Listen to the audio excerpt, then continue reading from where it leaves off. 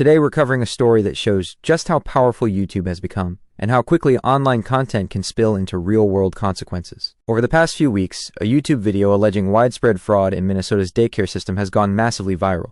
That video, created by Nick Shirley, is now being referenced by national media outlets, discussed by public officials, and linked to responses from federal agencies. As attention grows, so do questions, not just about the claims themselves, but about accuracy, responsibility, and the role YouTubers now play in shaping public policy conversations. So today, we're breaking down what Nick Shirley claimed, how government officials responded, why this story is resurfacing right now, and why it matters far beyond YouTube.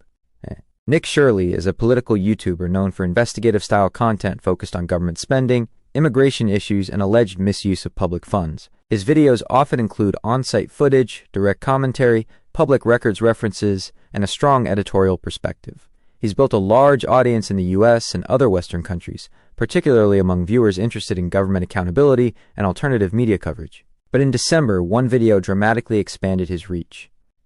In mid-December, Shirley uploaded a video alleging systemic fraud within Minnesota's daycare subsidy programs. The video claimed that some daycare centers were receiving public funding while allegedly not providing legitimate services. It also suggested that certain facilities were misusing childcare payments and that oversight agencies failed to properly investigate or intervene. To support these claims, the video showed exterior footage of daycare buildings, on-the-ground commentary, and assertions that taxpayer money was being misused. Within days, the video spread rapidly across YouTube, X, TikTok, and reposted clips, reaching tens of millions of views. What started as a YouTube upload quickly became part of a much larger political and media conversation. As the video gained traction, official responses began to follow. Minnesota state officials acknowledged the public attention and announced temporary freezes on some daycare payments while reviews were conducted. They also issued statements pushing back on the idea that fraud was widespread, emphasizing that many centers had already passed inspections. At the federal level, reporting noted that agencies including the Federal Bureau of Investigation and the Department of Homeland Security were monitoring or reviewing issues related to oversight and funding. It's important to clarify that no public confirmation has been made that Shirley's video directly triggered criminal charges. No sweeping fraud convictions have been announced, and any investigations or reviews remain ongoing rather than concluded. Still, the idea that a YouTube video could coincide with federal attention is what pushed this story into national headlines. As coverage expanded, journalists and local officials began closely examining Shirley's claims. Some of the daycare centers shown in the video were previously inspected and found to have no confirmed violations.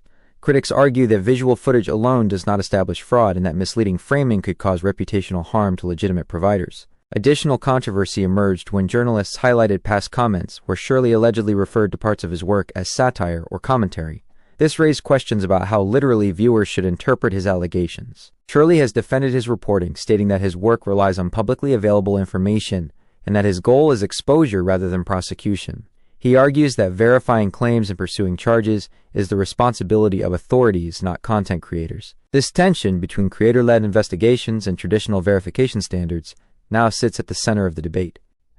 Online reaction has been sharply divided. Supporters argue that Shirley exposed issues that mainstream media ignored and believe government agencies only responded because of public pressure created by the video. They say that even if some details are disputed, the broader concerns deserve scrutiny. Critics respond that viral outrage does not equal evidence and that unverified claims can cause real-world harm. They argue that creators should not replace formal investigative processes, especially when allegations affect vulnerable communities. Across social platforms, the story has become politically polarized, with clips and commentary circulating far beyond the original context. This story isn't just about Nick Shirley. It raises larger questions about YouTube's growing influence. How much responsibility do creators have when making allegations about crimes? Should viral content shape government action? And where is the line between investigation, commentary, and speculation? As YouTubers gain influence comparable to traditional media outlets, and sometimes even greater reach, stories like this may become more common. How platforms, governments, and audiences respond will help define the future of online journalism. This situation is still developing, and we'll continue to cover it as new information becomes available. For now, it stands as one of the clearest examples yet of YouTube's real-world power, and the risks